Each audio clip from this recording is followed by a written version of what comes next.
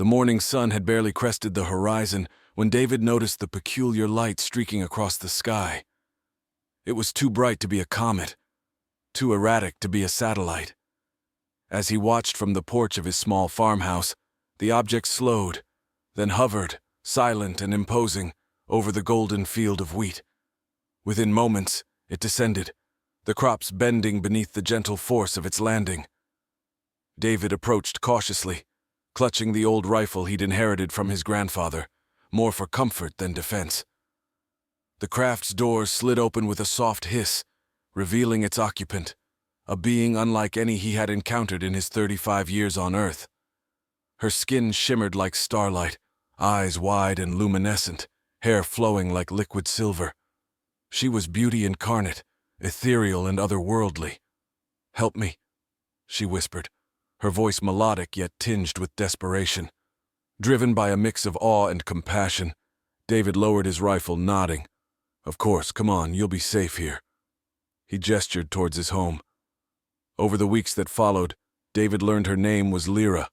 She spoke of her world, Ethera, a planet of vast oceans and floating islands, a place of peace disrupted by cosmic threats. Lyra had fled not just for her own safety, but to protect something, or rather someone. Her toddler, Kale, who mirrored his mother's celestial beauty. Life with Lyra and Kale filled David's once lonely farmhouse with laughter and mystery. Despite their differences, a strong bond formed, one of mutual respect and burgeoning affection.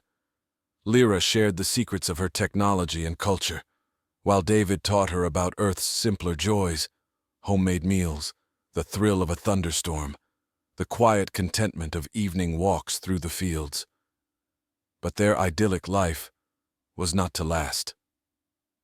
One evening, as purple dusk turned to black, Lyra stood by the window, her gaze lost among the stars. "They're coming," she murmured, not needing to explain who they were. David watched, heart sinking, as tension knotted his shoulders. "What can we do?" he asked, though part of him dreaded the answer. "We must prepare. They'll seek Kale and the knowledge he carries. His existence is a threat to many beyond our skies," Lyra explained, her voice steady but her eyes betraying her fear. The next weeks were a blur of preparation. David learned to operate Lyra's advanced equipment, setting up defenses around the farmhouse. Together they trained, planned, and fortified. Nights were spent under the stars, teaching Kale about both of his worlds, perhaps in hopes of preserving his heritage, whatever the outcome. Then, just as suddenly as she had arrived, Lyra announced one morning that she must face their pursuers alone. "It's the only way to ensure you and Kale stay safe," she insisted, her decision resolute.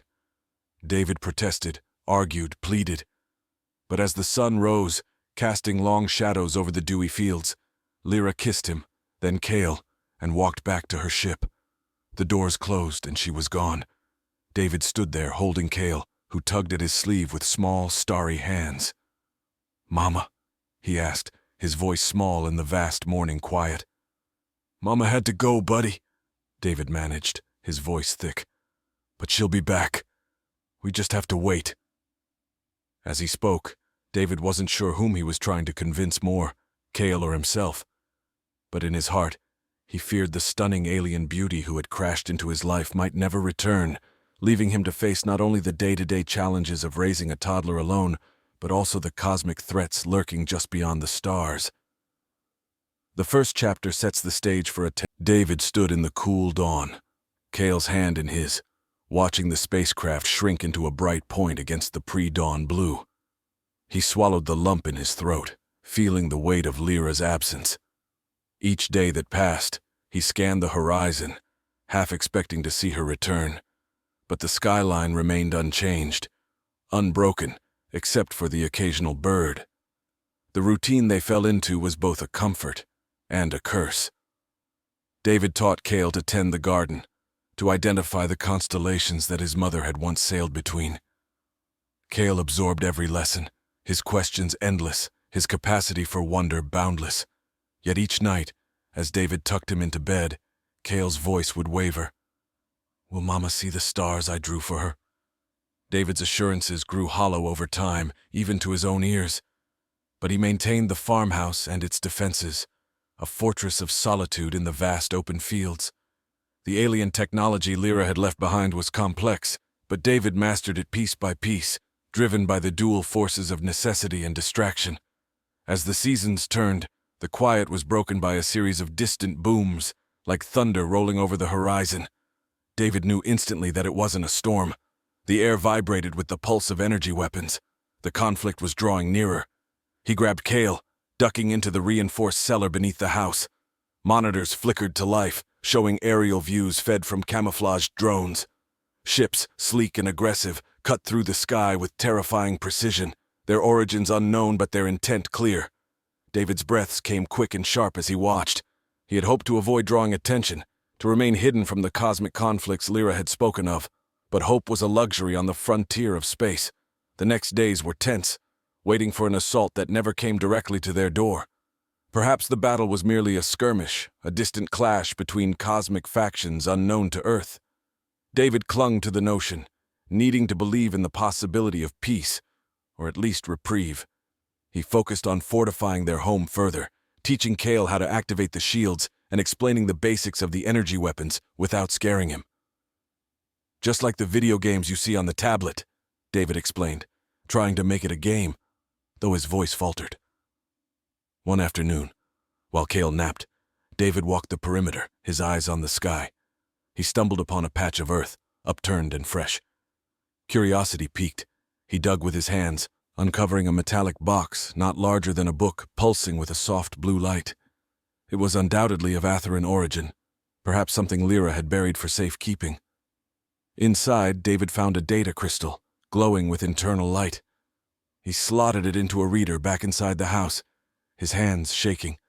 The screen came alive with Lyra's image. A recording. "David, if you're watching this, it means I haven't been able to return yet. Inside this crystal is information, maps, languages, cultural data about Athera and the surrounding systems. It's a guide, in case Cale ever wants or needs to find his way home." Her image flickered, and she looked away, her voice cracking. "Teach him about his heritage. Keep him safe. I love you both, more than the stars themselves." As the recording ended, David sat back, the screen's glow painting his features in shades of blue. He wasn't alone. Lyra had left them a beacon, a thread through the stars to follow. He glanced at Cale, sleeping peacefully, a soft smile playing on his lips. The farmhouse, once a symbol of earthly solitude, had transformed under the steady march of necessity into a fortress of galactic import. Each morning, as the sun rose, David and Cale's routine pushed further the boundaries of their world. David's fingers moved with practiced ease across the alien interfaces, teaching Cale not just the mechanisms, but the underlying physics, made accessible through metaphors and games. As Cale's understanding deepened, so too did his connection to his distant heritage. He would often pause, his small finger tracing the star maps that Lyra had left behind, whispering names of distant worlds in a language that flowed like music. David watched, pride wrestling with a growing sense of dread. Every day brought Cale closer to a universe that was beautiful but fraught with danger. Their solitude was punctuated by the arrival of Mia, a researcher from the university in the nearest city, who had caught wind of unusual electromagnetic readings from David's farm. Her arrival was met with suspicion, but her genuine curiosity and kind demeanor soon won them over.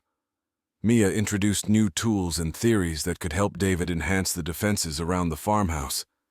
Together, they built a sophisticated sensor network, capable of detecting approaching threats from space. As Mia's visits became more frequent, she brought news of the wider world, stories of other strange sightings and government interest in unidentified aerial phenomena. David listened, a knot of anxiety steadily growing in his stomach. The world was changing, slowly but inevitably drawing closer to the cosmic reality Lyra had once escaped from. One evening, as they watched the stars, Mia turned to David, her voice serious. "You know, the government might not understand what you're doing here. If they find out about all this, She gestured to the advanced equipment. You could be in serious trouble. David's jaw tightened. I have to do this. For Kale. For Lyra. I won't let anything happen to him. Mia nodded, understanding the resolve in his voice. I'll do what I can to keep the authorities off your trail. But you should be prepared for anything. The warning hung heavy in the air as they returned to the house. That night, David lay awake, the weight of responsibility pressing down on him. He wasn't just a farmer anymore. He was a guardian at the threshold of two worlds. Months passed, and Kale's 5th birthday approached. David planned a small celebration, just the 3 of them, himself, Kale, and Mia, who had become an honorary member of their little family. As they decorated, Kale seemed distant, his eyes frequently drawn to the star map. Daddy, when can we go find Mommy? He asked, his voice hopeful yet tinged with the loneliness that came from missing someone he barely remembered. Soon, Kale. We're getting ready, just like in our training, David reassured him, though he knew the risks were monumental. On the day of the birthday, the sky was clearer than it had been in weeks. They set up a picnic outside, the table laden with homemade treats and a small cake. As they sang and Kale blew out his candles, the sensors quietly blinked in the background, unnoticed. Suddenly, the calm was shattered by a loud alarm from the sensor net. David's hands were steady as he initiated the communication sequence, his gaze fixed on the approaching ships. The alien technology Lyra had left hummed to life, sending out a pulse of light and sound that rippled across the fields. The crafts slowed, hovering in the sky, their forms sleek and enigmatic. David held his breath, waiting for a response. A crackle of static filled the farmhouse, followed by a voice, metallic and distant. Earthling, identify yourself and state your intentions. David replied, his voice firm. My name is David Warner. I mean no harm. I seek dialogue. One of your people, Lyra, lived here with me. She left on her own terms. We seek her. There was a pause, the silence stretching painfully long. Then the voice responded. We are aware of the Atherin you speak of. She is considered a fugitive. Why should we trust you? David's heart raced. Lyra is not a fugitive to me. She is family. She left something very important behind. Her son, my son, Kale. He deserves to know about his heritage, about his mother. The ships remained static in the sky as if considering his words. After what felt like an eternity, the voice spoke again. We will come down to negotiate. Do not attempt any deception. The ships descended, landing gracefully in the field. The doors opened, and several figures emerged, clad in high-tech armor, their faces obscured by visors. David stepped outside, his body tense, ready for whatever might come. As the aliens approached, one removed their helmet, revealing features similar to Lyra's, ethereal, shimmering skin and eyes that held the depth of the cosmos. I am Commander Celan of the Atherin Guard. You speak of Lyra with affection. We have monitored this location since her departure. It is rare to find humans willing to harbor our kind without malice. David nodded, relieved but still cautious. Lyra spoke of her world with love. She wanted Kale to know his heritage. That's all I want for him. Commander Celan looked past David toward the house where Kale and Mia watched from a window. And the child? He is half Atherin? Yes, and he has shown abilities beyond what I understand. He needs training, guidance that I can't provide, David admitted, his gaze unwavering. Celan's expression softened, a gesture that seemed out of place with the harsh armor. We will assess the situation. If the child is indeed of Atherin lineage, we have protocols to ensure he learns of his culture. But he must be protected, from both our enemies and yours. David felt a chill at the mention of enemies. What kind of enemies should we be wary of? Those who would exploit his abilities from within the galaxy and beyond. Atherins are bound by duty to protect their kin, Celan explained, turning to signal the others. As the Atherin soldiers spread out, securing the area, Mia emerged from the house, guiding Kale by the hand. The boy looked up at the aliens, his eyes wide with a mix of fear and curiosity. Salon kneeled before Kale, extending a hand. "Hello, young one. Your mother told us much about you. You have friends among the stars." Kale looked back at David, who nodded encouragingly. Slowly, Kale reached out, his small hand shaking as it met Salon's. "Will you tell me about my mom?" Salon smiled. The integration of Atheran protocols into daily life at the farmhouse brought a new rhythm to their existence. Every morning, Commander Salon and her team would conduct sessions with Kale, teaching him to control and understand his burgeoning abilities, which ranged from manipulating light to subtle influences on the natural world around him. Kale absorbed these lessons with a voracious curiosity, his heritage unfolding within him like a star chart expands across the sky. David often watched these sessions, his pride in his son mingled with a twinge of alienation. These were aspects of Kale that he could never fully comprehend, yet Mia was always beside him, her presence a comforting constant, helping bridge the gap between his human perceptions and the alien reality his son was embracing. As Kale's 5th birthday receded into memory, the farmhouse grew into a covert nexus of cultural exchange. Scholars disguised as farmhands came from afar, eager to learn about Athera through the artifacts and data Lyra had left. David found himself more a student than a teacher, piecing together the intricate puzzle of interstellar politics and cosmic history that framed his son's destiny. One crisp autumn evening, as the stars began to pepper the sky, Salon approached David with a holographic map activated from a device on her wrist. "There is a confluence of cosmic events approaching, a rare alignment that will enhance Kale's abilities. It could also make him vulnerable to those who seek to exploit him," she explained, her voice carrying a weight that tightened David's chest. "What exactly does that mean?" David asked, trying to keep his voice steady. "It means that there are forces, gravitational and otherwise, that will amplify the energy fields around us. Kale could reach into these fields, manipulate them, learn from them. But so could others. We must be vigilant." David nodded, understanding the gravity of the situation. The responsibility to protect Kale was growing exponentially, far beyond what he had ever imagined.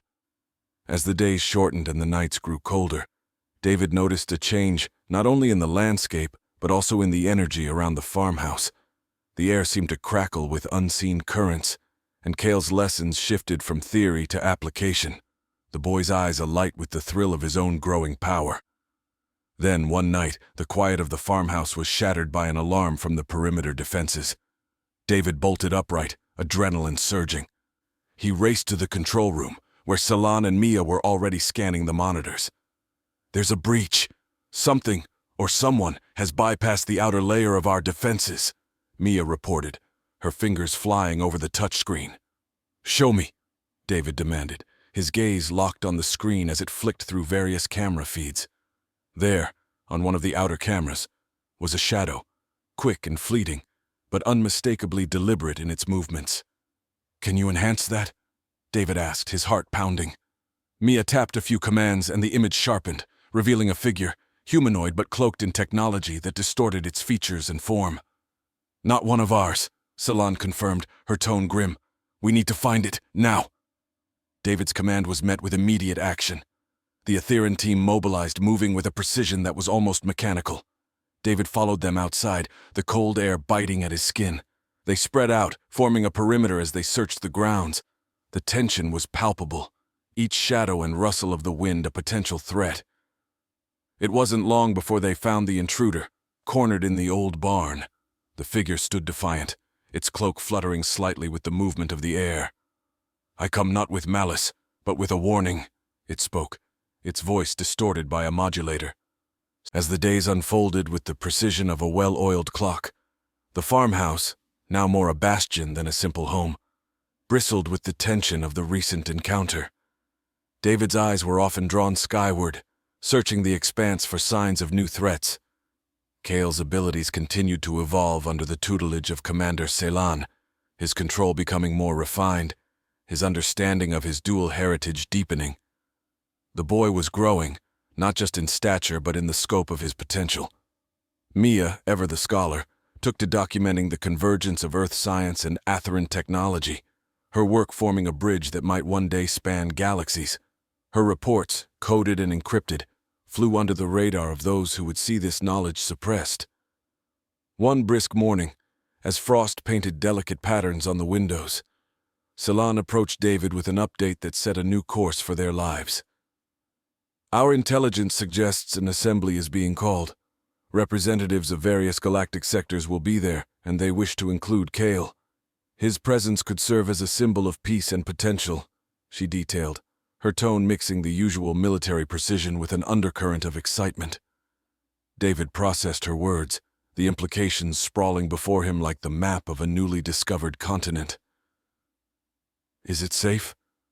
His voice was a whisper, almost lost against the morning chill. Celan's eyes, so often unreadable, warmed slightly. "It's as safe as we can make it. We'll be with him every step of the way. This could be what we've been preparing for. A chance to show that Kale can be a bridge between worlds." David looked over at Kale, who was laughing at something Mia had said, oblivious to the weight of the galaxy on his young shoulders. He nodded slowly. "All right, let's prepare him." The following weeks were a flurry of preparations. Kale was briefed about the assembly, his role, and what it represented. His questions were thoughtful, often poignant, touching on themes of identity and belonging. David did his best to answer, to prepare his son not just for a meeting of cosmic factions, but for a life straddling stars and soil. The day of departure arrived under a dawn that stained the sky in hues of orange and purple. The Atheran ship, sleek and silent, waited in the field where once Lyra had landed. David, Kale, Mia, and Celan boarded, the farmhouse shrinking behind them, a chapter closing as another opened wide before them. As the ship slipped the surly bonds of Earth and headed towards the star-studded Congress, David held Kale's hand tightly. The boy's face was a mask of calm, but his grip told another story. The assembly was held on Neutralis, a space station orbiting a dead star, a place chosen for its symbolic neutrality. Representatives of various interstellar polities filled the Great Hall, a mosaic of beings from across the universe. Kale's arrival was met with murmurs and discreet scans, his mixed heritage a curiosity and a marvel. Kale stood before the assembly, his voice clear and steady. "I am Kale, son of Earth and Ethera. I wish for peace, for understanding between my worlds. Let my life be a testament to what we can achieve together, not apart." The speech was short, but its impact was profound. Debates followed, long and sometimes contentious, but the presence of a child born of two worlds served as a poignant reminder of what was at stake. As the assembly drew to a close, a resolution was passed.